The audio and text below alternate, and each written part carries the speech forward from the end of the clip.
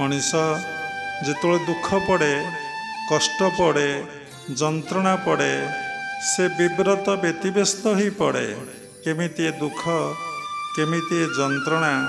केमिति कष्टरू मु मुक्ति लाभ करी जेतेबले भल समय आसे से सबकिछि भूली जाए एवं ताकू पूर्वजन्म संस्कार बा जन्म जन्मांतर संस्कार जो कर्म मिली थाए